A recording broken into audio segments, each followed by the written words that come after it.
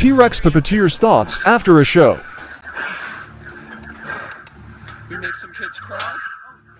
Oh yeah. That's what I'm talking about. Woo!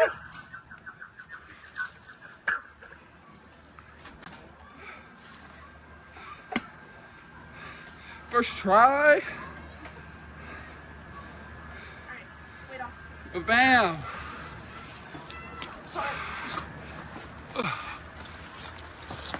I was just about to tug it down. My mouth got stuck locked when I was freaking out. I was like, what the hell is my mouth not opening? I've taken a part of Brayden's where I just scream and go, somebody do something! Oh wait, I have to do something. That's what I go to. Dude, I was really tormenting that kid in the front row on that block. She wasn't even 3 yet. Well, She was like this tall. wrong place, wrong time. I'm just kidding.